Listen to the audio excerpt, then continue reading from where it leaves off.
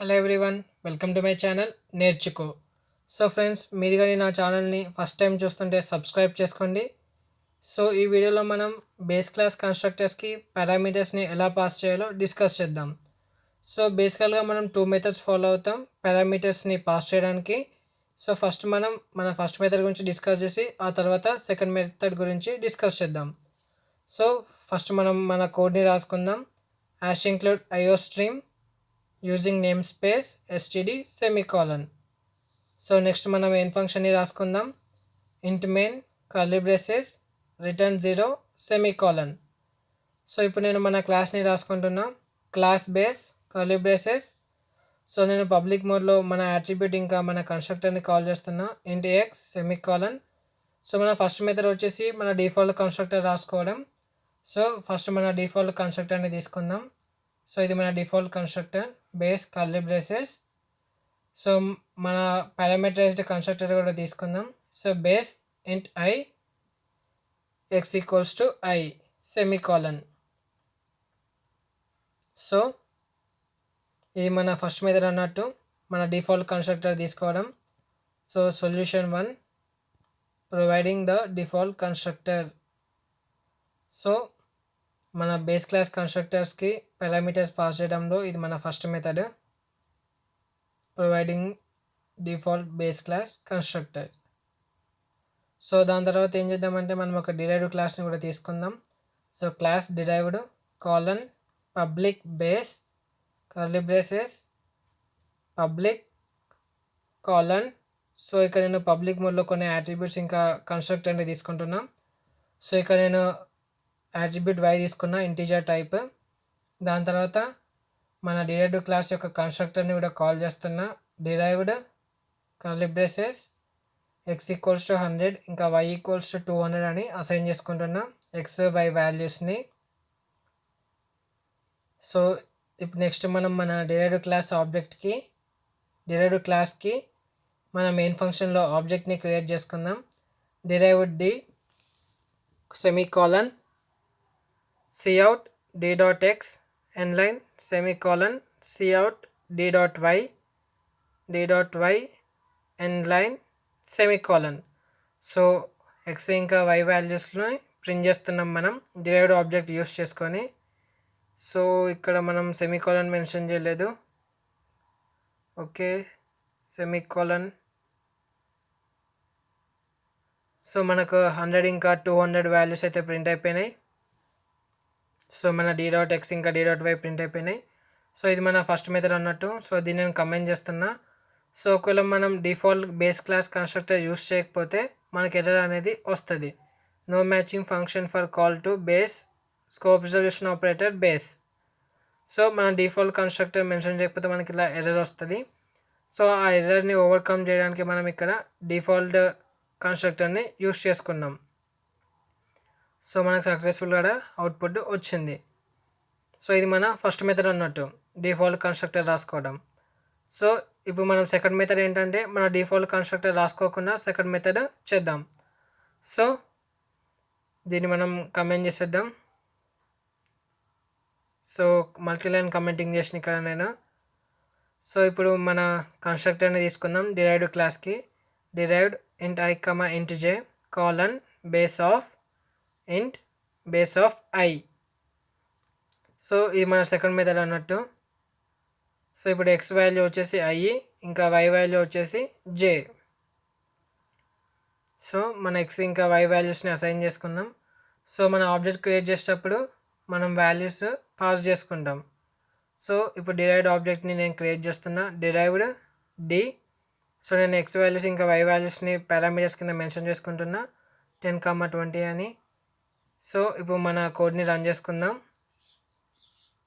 So మనకు d.x ఇంకా d.y values print అయిపోయినాయి 10, 20 అని.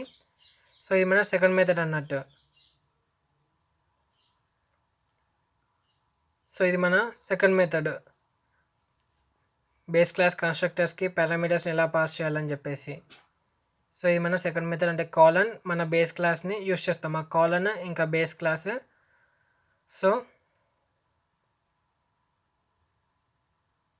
సో ఇలా రాస్తాం అన్నట్టు. ఇది ఈ కోడ్ మీరు అబ్జర్వ్ చేయొచ్చు. సో ఇలా రాసుకుంటే ఇది మన సెకండ్ మెథడ్. సో మన ఫస్ట్ మెథడ్ వచ్చేసి మన డిఫాల్ట్ కన్స్ట్రక్టర్ వాడుకోవడం. సో ఇప్పుడు ఏంటంటే మనం మల్టిపుల్ బేస్ క్లాస్ కన్స్ట్రక్టర్స్ ఉన్నాయి. సో వాటికి మనం పారామీటర్స్ని ఎలా పాస్ చేస్తామో సో అది డిస్కస్ చేద్దాం. సో ఫస్ట్ ఇక్కడ నేను ఈ కోడ్ని రాసుకుంటున్నా. Hash include iostream using namespace S T D semicolon. దాని తర్వాత మనం మెయిన్ ఫంక్షన్ని రాసుకున్నా. Int main curly braces return 0 semicolon. So ఇప్పుడు మన మల్టిపుల్ బేస్ క్లాసెస్ని రాసుకుందాం. So class base 1. So public. So కొన్ని అట్రిబ్యూట్స్ ఇంకా మన కన్స్ట్రక్టర్ని కూడా కాల్ చేసుకుందాం పబ్లిక్లో. Public colon int x semicolon base 1. So ఇది మన కన్స్ట్రక్టర్. సో ఇక్కడ మనం ఏదైనా వాల్యూ తీసుకుందాం, లైక్ ఇంట్ ఐ అని చెప్పేసి, లేకపోతే ఇంట్ ఏ అని ఏదో ఒకటి. సో ఇంట్ I X equals to i semicolon. So మనం ఇప్పుడు ఇంకొక బేస్ క్లాస్ని కూడా తీసుకుందాం. Class base 2 curly braces public colon ఇంట్ వై ఇంట్ ఎక్స్ వై సెమీకాలన్. సో ఇక్కడ నేను 2 తీసుకున్నా, అంటే 2 అట్రిబ్యూట్స్ తీసుకున్నా, ఎక్స్ ఇంకా వై అని చెప్పేసి.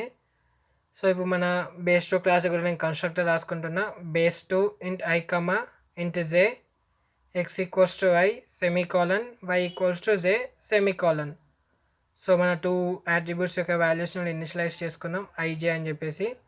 సో ఐజే వాల్యూస్ మనం ఆబ్జెక్ట్స్ క్రియేట్ చేసుకున్నప్పుడు మనం వాల్యూస్ మెన్షన్ చేసుకోవచ్చు. సో నెక్స్ట్ నేను డిరైవ్డ్ క్లాస్ని రాసుకుంటున్నా. Class derived colon public base 1 public base 2.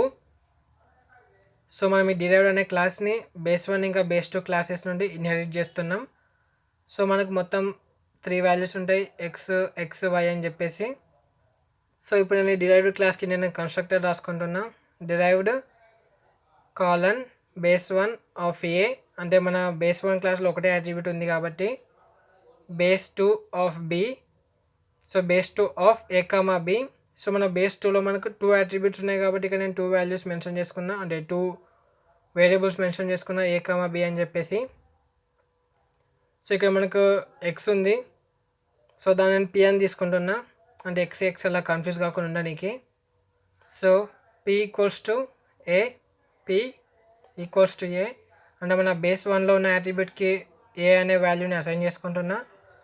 అలాగే బేస్ 2లో ఉన్న అట్రిబ్యూట్స్ ఎక్స్ వైకి ఏబి అనే వాల్యూస్ని మనం అసైన్ చేసుకున్నాం. సో ఇప్పుడు మన మెయిన్ ఫంక్షన్లో డిరైవ్డ్ క్లాస్కి ఆబ్జెక్ట్ని క్రియేట్ చేసుకుందాం. So derived d semicolon cout. So ఇప్పుడు మనం ఈ డి ఆబ్జెక్ట్స్లో కొన్ని వాల్యూస్ని అయితే పాస్ చేసుకుందాం. సో 2040 నేను వాల్యూస్ని పాస్ చేసుకున్నాం. సో ఇప్పుడు మన ఎక్స్ ఇంకా వై వాల్యూస్ని ప్రింట్ చేసుకుందాం, దాంతోపాటు మన పి వాల్యూ కూడా. So cout d dot p n line semicolon cout d dot x n line semicolon cout d dot y n line semicolon. So ఇప్పుడు మన కోడ్ని బిల్డ్ చేసి రన్ చేద్దాం, అలాగే అవుట్పుట్ ఏమొస్తుందో కూడా చెక్ చేసుకుందాం. సో మనకి ఇక్కడ ఎర్రర్ వచ్చింది. So b was not declared in the scope. So okay, మనం ఇక్కడ ఇంట్ ఏ ఇంట్ బి తీసుకుందాం. ఇంట్ ఏ ఇంట్ బి. సో ఇప్పుడు ఓకే, మన కోడ్ని రన్ చేసుకుందాం. సో మనకు వాల్యూస్ 20, 20, 40 అని ప్రింట్ అయిపోయినాయి. So p value 20, x value 20, y value 40. So ఇప్పుడు ఏం చేద్దామంటే మనము ఇంకొక వేరియబుల్ కూడా తీసుకుందాం, ఇంటి సి అని చెప్పేసి. సో ఇక్కడ బి ఇంకా ఈ వాల్యూ సి అని తీసుకుందాం, అంటే డిఫరెంట్ వాల్యూస్ కదా. అంటే పిఎక్స్వై మనకు డిఫరెంట్ వేరియబుల్స్ అన్నప్పుడు వాటి యొక్క వాల్యూస్ కూడా డిఫరెంట్ తీసుకుంటే బాగుంటుంది అని చెప్పి అలా తీసుకున్నాం. సో ఇక్కడ మనం ఇంకొక వాల్యూ పాస్ చేసుకుందాం 60 అని చెప్పేసి. సో ఇప్పుడు మన కోడ్ని రన్ చేసుకుందాం. So build and run. So మనకు వాల్యూస్ 20, 40, 60 అని ప్రింట్ అయిపోయినాయి, అంటే p value 20, x value 40, y value 60.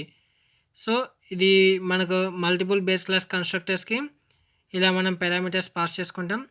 అందుకని మనం 2 బేస్ క్లాసెస్ని ఇక్కడ మెన్షన్ చేసుకున్నాం. బేస్ 1 ఆఫ్ ఏ అని బేస్ 2 ఆఫ్ బి సి అని రాసుకున్నాం.